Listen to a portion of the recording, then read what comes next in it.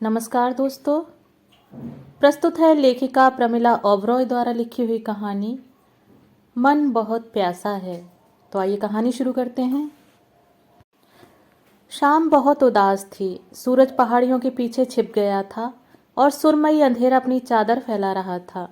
घर में सभी लोग टीवी के सामने बैठे समाचार सुन रहे थे। तभी न्यूज़ एंकर ने बताया कि सुबह दिल्ली से चली एक डीलक्स बस अलकनंदा में जा गिरी है। यह खबर सुनते ही सबके चेहरे का रंग उड़ गया और टीवी का स्विच ऑफ कर दिया गया।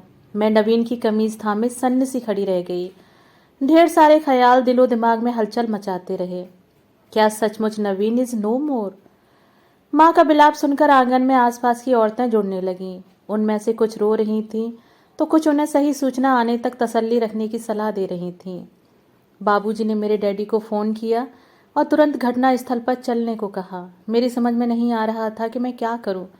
क्या मैं सचमुच? इसके आगे सोचने से दिल घबराने लगा। 3 दिन तक जीने मरने जैसी स्थिति रही। चौथे दिन हारे हुए जुआरी की तरह बाबूजी और डैडी वापस लौट आए। अलकनंदा में उफान के कारण लाशें तक निकाली नहीं जा सकी थीं। पता करके आए मर्दों के चेहरों पर हताशा को पढ़कर औरतें चीख चीख कर रोने लगीं। कुछ उस घड़ी को कोस रही थी जिस घड़ी नवीन ने घर से बाहर कदम निकाला था। एक बूढ़ी औरत मेरे कमरे में आई और मुझे घसीटती हुई बाहर ले आई। कुछ औरतों ने आंखों ही आंखों में सरगोशियां की और मेरा चूड़ियों से भरा हाथ फर्श पर दे मारा। चूड़ियां टूटने के साथ खून की कुछ बूंदें मेरी कलाई पर छलक आईं, पर इसकी परवाह किसको थी। भरी जवानी में मेरे विधवा हो जाने से जैसे सब दुखी थी और मुझे गले लगाकर रोना चाहती थीं। मैं पत्थर की शिला सी हो गई थी।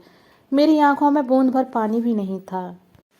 अपने विफल हो रहे प्रयासों से औरतों में खींच सी पैदा हो गई। कुछ मुझे घूरते हुए एक दूसरे से कुछ कह रही थीं तो मोहल्ले की थुलथुली बहुएं जो मेरी स्मार्टनेस से कुंठित थीं अपनी भड़ास निकालने की कोशिश कर रही थीं। मेरा लंबा कद, स्याह घने बाल, हिरनी जैसी आंखें और शादी में लाया गया ढेर सारा दहेज, जिसके कारण मोहल्ले की सासें अपनी बहुओं को ताने दिया करती थीं, आज बेईमानी बनकर रह गया तो मेरी सुंदर काया का मूल्य पल भर में कौड़ियों का हो गया। मेरी उड़ती नजर आंगन के कोने में खड़ी मोटरसाइकिल पर गई। इसी मोटरसाइकिल के लिए मुझे 4 दिन तक भूखा रखा गया था और 6 महीने तक मैं मायके में पड़ी रही थी। आखिर पापा ने अपने फंड में से पैसा निकाल कर नवीन को मोटरसाइकिल ले दी थी। अब कौन चलाएगा इसे? नवीन की मौत से हटकर मेरा मन हर राउंड में लाई गई चीज़ों की फेहरिस्त बना रहा था। कुल 2 साल ही तो हुए थे हमारी शादी को और हमारी बेटी मिनी साल भर की है। खुद को कर्ज में डुबोकर बेटी का घर भर दिया था पापा ने। क्या मैं उस आदमी के लिए रोऊं जो हर वक्त कुछ न कुछ मांगता ही रहता था और हर चौथे दिन रुई की तरह धुन देता था? तभी औरतों की खींचातानी से मिनी रोई तो मेरी तंद्रा टूटी। मैं तो औरतों की भीड़ से निकलकर कमरे में आ गई। औरतों का आना जाना कई दिनों तक लगा रहा। कुछ मुझ कुलच्छनी बहू को घूर घूर कर एक दूसरे से बतियाती हुई आंसू बहाती तो कुछ मेरे न रोने धोने के कारण किसी रहस्य को सूंघने की कोशिश करती, पर मुझे उनकी परवाह नहीं थी। माँ जो शेरनी की तरह दहाड़ती रहती थी अब भीगी बिल्ली सी आंसू बहाती रहती। मेरी ननद गीता और उसके पति रजनीश भी आ गए थे।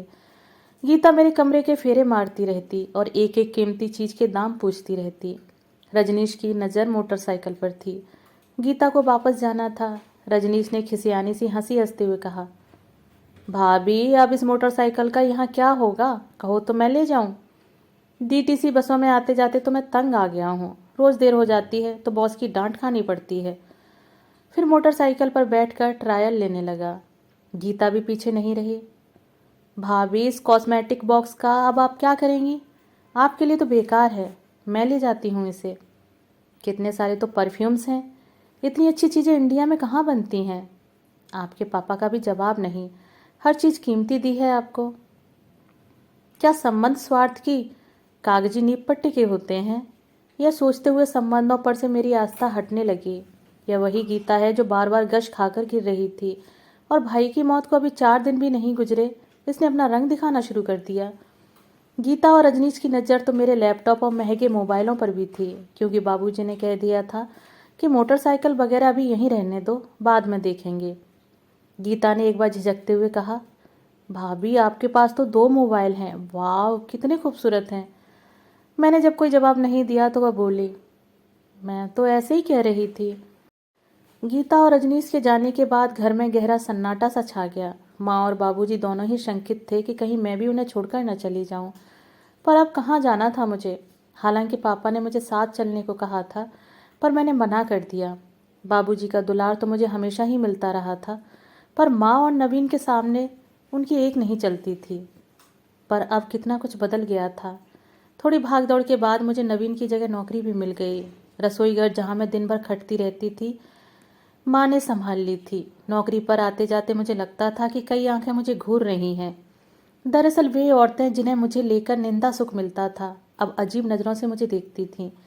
एक अभी हुई विधवा रोज नई नई पोशाकें पहनकर दफ्तर जाए, यह बात उनके गले से नहीं उतरती थी। माँ का भी अब मोहल्ले की चौपाल पर बैठना लगभग बंद हो गया था, तो पड़ोसिनों का आना जाना भी कम हो गया था। मेरी नौकरी ने जैसे मुझे नया जीवन दे दिया था। ऐसा लगता था जैसे मरुस्थल में बरसाती बादल उमड़ने घुमड़ने लगे हों। इससे बेचैनी और भी बढ़ जाती। तो मैं सोचती कि मैं विधवा हो गई तो इसमें मेरा क्या कसूर। दहेज में मिली कई कीमती साड़ियों की तह अभी तक नहीं खुली थी। मैं जब उनमें से कोई साड़ी निकाल कर पहनती तो माँ प्रश्नवाचक नज़रों से चुपचाप देखती रहती और मैं जानबूझकर अनजान बनी रहती। कॉलोनी की जवान लड़कियों को मेरा कलर कॉम्बिनेशन बहुत पसंद आता। वे प्रशंसनीय नज़रों से मुझे देखती, पर मैं इस सबसे तटस्थ रहती। दफ्तर में मुझे सबसे ज़्यादा आकर्षित करता था शेखर। वो मेरे काम में मेरी मदद करता। फिर कभी कभी बाहर किसी रेस्तरां में कॉफ़ी पीने भी हम चले जाते। गपशप के दौरान कब वह मेरे करीब आता चला गया मुझे पता ही नहीं चला। धीरे धीरे हम दोनों एक दूसरे के इतने करीब आ गए कि साथ जीने मरने की कस्में खाने लगे। एक दिन इतवार को दोपहर के समय जब मैं मिनी को गोद में लिए बाहर निकली तो माँ ने प्रश्नवाचक नज़रों से मुझे देखा। मुझे लगा जैसे मैं कोई अपराध करने जा रही हूँ, पर अब मैंने नज़रों की भाषा को पढ़ना छोड़ दिया था। मन में एक अजीब सी प्यास थी और मैं मृग तृष्णा के पीछे भाग रही थी। देर शाम को जब घर लौटी तो माँ की नज़र में कई सवाल थे। वे मिनी को उठाकर बाहर ले गईं और लौटी तो पूछा, यह शेखर अंकल कौन है?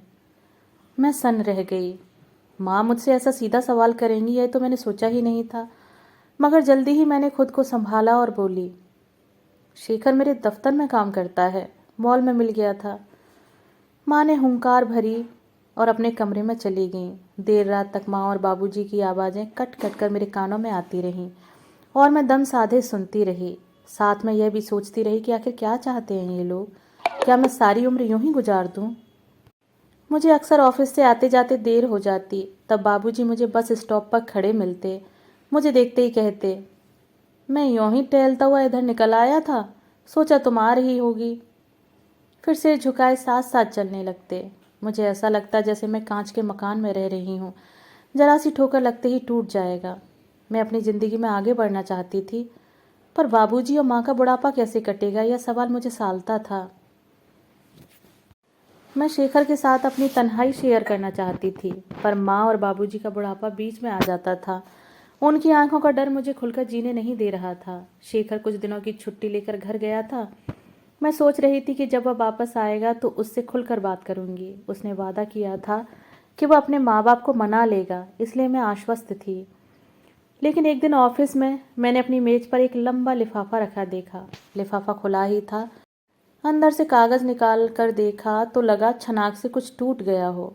एक वेडिंग कार्ड था, शेखर विद सरोज। साथ में एक चिट्ठी भी थी जिसमें लिखा था, मीरा, एक विधवा के साथ विवाह करने की बात मेरे मम्मी डैडी के गले नहीं उतरी।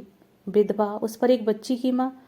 सच मानो मीरा, मैंने मम्मी डैडी को समझाने की बहुत कोशिश की, पर अपने अविवाहित बेटे के लिए उनके दिल में बड़े बड़े अरमान हैं। कैसे तोड़ दूँ उन्हें? मुझे क्षमा कर देना मीरा। अगले दिन मैंने निगाह घुमाकर देखा। शेखर मोटी मोटी फाइलों में गुम होने का असफल प्रयास कर रहा था। मैंने खत सहित वेडिंग कार्ड को टुकड़े टुकड़े कर डस्टबिन में डाला तो उसने घूर कर मुझे देखा। मैं रोई नहीं, रोना मेरी आदत नहीं है। मैं तेजी से टाइप करती रही और मैंने चपरासी को पंखा तेज करने को कहा, क्योंकि मन की तपिश और बढ़ गई थी। शाम को जब ऑफिस से निकली तो खुली हवा के झोंके मन को सहलाने लगे। मेरे कदम अपने आप ही न्यू ऑप्टिकल स्टोर की ओर बढ़ गए। बाबूजी के लिए नया चश्मा बनवाकर जब निकली तो याद आया कि माँ कई दिन से एक साड़ी लाने को कह रही थी। एक ही क्षण में दुनिया कितनी बदल गई थी। बाबूजी 1.5 महीने से नया चश्मा बनवाने को कह रहे थे। पर उस ओर मेरा ध्यान ही नहीं जा रहा था। उन्हें पढ़ने लिखने में कितनी परेशानी हो रही थी। आज याद आया तो मन में अपराध बोध सा जागने लगा था। लगता है बाबूजी को शेखर के विवाह की बात पता चल गई थी। वे बस स्टॉप पर भी नहीं आए। अगली सुबह देखा तो वे मोटरसाइकिल साफ कर रहे थे। मुझे लगा इसे बेचने की तैयारी है। मन में कसैलापन भर गया, पर तभी बोले, बेटा तुम्हें तो मोटरसाइकिल चलानी आती है ना, चलो ज़रा डॉक्टर की दुकान तक ले चलो, बसों में आने जाने से दिक्कत होती है। मैं मुंह खोले उन्हें देखती रह गई और फिर उनके सीने से जा लगी। बाबूजी, मुझसे बोला नहीं जा रहा था।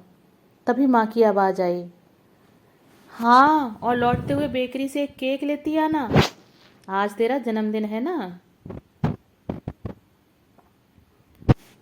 दोस्तों, अभी आप सुन रहे थे प्रमिला ओबरॉय द्वारा लिखी हुई कहानी मन बहुत प्यासा है।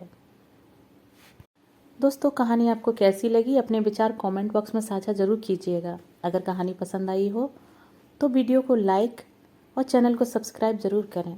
धन्यवाद।